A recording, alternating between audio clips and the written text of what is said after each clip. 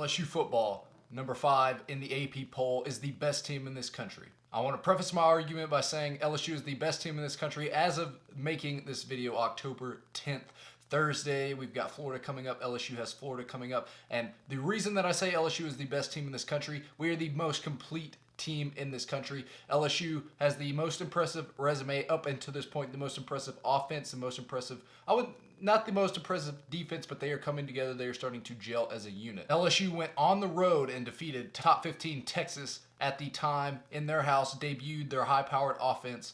You know, there were still a lot of doubters nationally. Yes, it was debuted the week prior versus Georgia Southern, but there were doubters saying, oh, LSU could have done this last year against Georgia Southern. And then we go on the road into Texas and defeat the Longhorns on their home field. Jambalaya Joe Burrow makes his presence known nationally, and the LSU Tigers are here, and they should be the #1 team in this country. Through 5 games, Joe Burrow, 127 out of 162 passing, 1,864 yards. He distributes the ball well. He's got Jamar Chase, Justin Jefferson, Terrace Marshall. Yes, Terrace Marshall right now is out with injury, but offensively and at the wide receiver core, there's so many options to choose from. You've got the tight end that they convert to wide receiver in some packages. Stephon Sullivan, 6'6", 250 pounds. He's just a big target in the middle of the field. You can't replace Terrace Marshall, but he is a big target running down the middle of the field and kind of replaces him physically. He doesn't have the breakaway speed, the explosiveness of a Terrace Marshall, but his presence on the field nonetheless. Of course, you've got the speedster Derek Dillon that you can throw in there. Racing McMath, a big body. LSU has a plethora of wide receivers, and then they can rely on the freshmen, Trey Palmer and Devontae Lee. I don't think they're ready for big game action, but you know they are ready to go if called upon. Offensively, LSU, best team in this country, and nobody can argue with me. They are second in offense behind Washington State. They're out there playing, doing what they do out west. But #1 team, in my opinion, offensively in the country. Joe Burrow leading the way. You've got Clyde Edwards-Helaire, a consistent. He's averaging above 4 yards a carry. I think it's 5.5 yards a carry. And he's doing that with an offensive line that is still gelling. He's getting hit at the line of scrimmage sometimes, and he's still averaging 5.5 yards a carry.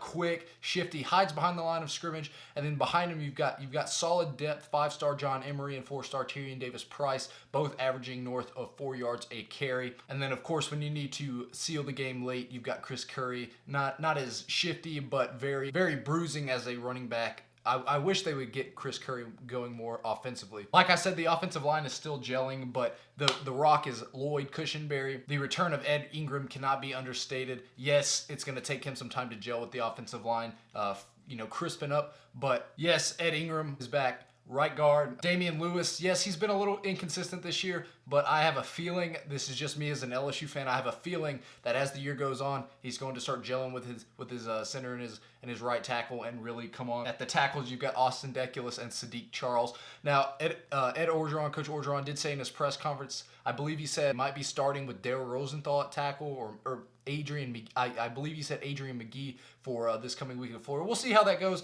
They're still trying to get their best 5 offensive linemen on the field right now, but they've got a plethora of options, and LSU has a solid 2-man rotation on the offensive line. I'm just going to run through it real quick. So center, Cushenberry, Chasen Hines. The guards, Damian Lewis, Ed Ingram, and then backups Campbell and Adrian McGee. Right tackle, Deculus and Trey Orr. Left tackle, Charles and Rosenthal. It's been a long time since LSU has had a solid 2-man rotation, and that 6-man really being Adrian McGee. He might get the start this week, but being a swing man, he can fill in for you at any guard position.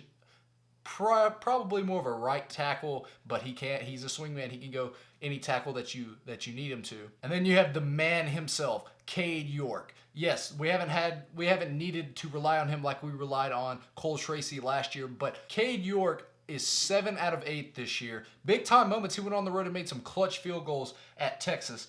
7 of 7 for field goals ranging from 20 to 49 yards. 7 of 7. That is crazy, and he's a true freshman. So it's a big deal. It plays into why we're 30 out of 30 in the red zone or something like that. Yes, we haven't really needed Cade York, but it plays into the mindset, and it helps this offense when they go down into the red zone.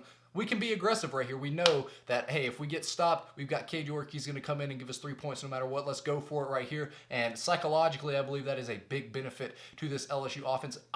People are hyping up the Florida Gator defense this week. It's going to be an interesting matchup. Florida always matches up with LSU very well. I don't believe Florida can hang with LSU for 4 quarters. I believe they're going to come out, and it's going to go one of two ways. Florida's going to come out swinging in the first quarter, give them all we got, and we're just going to keep leaning on them, and into the late third, fourth quarter, we're going to start busting some big plays. Or we could come out and the crowd is really on our side. We make some big plays early. Florida stays with it, solidifies in the second quarter. But once again, I believe we're going to keep leaning on them, and bust some really big plays. I think, as much as LSU, nationally, people are saying LSU will not be able to run the ball, I believe Clyde Edwards-Helaire will bust some big runs and maybe even a 30, 40-yard, 20 to 30-yard run to seal it late. That would not surprise me. Biggest weakness on the team, and a big reason nationally that maybe people are going to argue that LSU is not the #1 team in the country. I do not believe that. Is going to be on the defensive side of the ball. A big reason as to why I believe LSU has not performed up to standard defensively. Obviously, you've had injuries. You've had injuries to Glenn Logan and Rashard Lawrence. But as much as this has set the defense back in certain ways, I believe in the big picture, in the long run, it is actually going to be a benefit of LSU because of these injuries. You've had some young guys. You've had Neil Farrell, Justin Thomas really get in the game, really provide you some quality reps. And Rashard Lawrence, I don't know. Even if Rashard Lawrence and Glenn Logan come back for Florida, be backups during this game, give you 10, 15 reps, 15 snaps, and just spell Neil Farrell and Justin Thomas and Bryden Fehoko, that is, you're developing a solid 6-7 man rotation that is really going to help you down the stretch in SEC play. And once again, even if Rashard Lawrence and Glenn Logan, they're not going to be able to give you full games, that's fine. You've got solidified starters. You've had consistency from young guys that LSU has not had in a long time. Usually they're just running out their best 3 and give it your best shot. But we have a solid 6-7 man rotation this year, and going down the stretch, that is going to be a big key. At the linebacking core, the one word that comes to mind for this LSU linebacking core is versatility. You've got Jacob Phillips. You've got a big 6'4", 230, 240 Jacob Phillips. Not as rangy. I mean, he's still got speed, but he is your prototypical middle linebacker. He is a bruiser. And then you've got Damon Clark, 6'3", 240. He's another bruiser type. I believe in the big picture, Damon Clark will have more range than Jacob Phillips. Jacob Phillips obviously being a year older, so he's got more experience playing the middle linebacker position. So up the middle, we are solid. And then you throw on Patrick Queen, who can be a situational player. He's got the speed, he's got the range, he's a little more shifty. He's in the 6'1", 220-ish range, more speed. He can close. He's great in screen downs. Can even give you some pass rush. He played defensive end for the latter part of last year. And then on the edge, you've got K'Lavon Chaisson. I will be the first to say he has kind of underperformed this year. I wouldn't say underperformed. He's underwhelmed. Obviously, he's been injured, and the gaming of K'Lavon Chaisson, the game plan of the teams we have played have not really been to the strengths of K'Lavon Chaisson. If he comes out against Florida, a team that really, play action passes, that can really he can take advantage of offensively. If he's making plays this game, we'll know, he's legit. He just hasn't been able to do it. And if he's not, he might be still hampered by injuries. But you've got his speed, and then you've got Michael Divinity's experience and his bulk on the end. And he's perceptionally quick. He's not downhill, blazer, but he's shifty at the line of scrimmage. He can really beat tackles. I always go back to that play against Georgia where he hit him with the spin move and left the dude's cleats on the field. He's going to consistently give it his all. He's a high motor guy. He may not make the most flashy plays, but he makes plays. And then in the secondary, yes, DBU has not been, the prototypical DBU, but they are developing. I believe early on they've been experimenting. They've been experimenting with zones, mans. Everybody in this secondary, minus Christian Fulton and the freshman Cordell Flott, has an interception. You've got Stevens and Vincent with 2 passes defended at the safety position.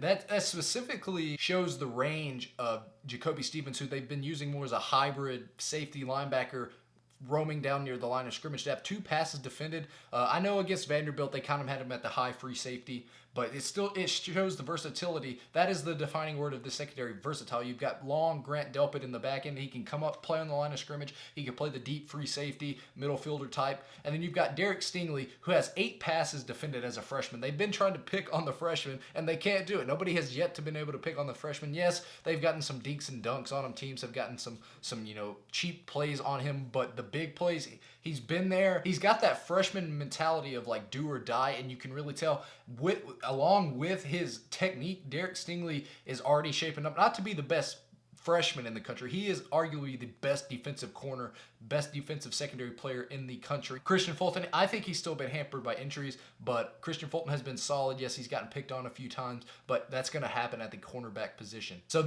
I believe this defense is gelling at the perfect time. They said, all right, they had been, experimenting. They didn't really have an identity heading into that Texas game, and I believe they found it against Utah State. I believe they're going to be a high effort defensive line type team with rangy physical linebackers and corners that, they're going to have to play man-to-man. I don't like what they've been doing with the zone, but I think they're going to start shifting more to a man-to-man. And LSU being the best team in the country, that is my argument. I'm going to do my preview and prediction for this Florida game. I've got LSU 42, Florida 24. That is my prediction, but I'm going to do a preview for that game altogether. LSU is the best team in this country. Don't at me.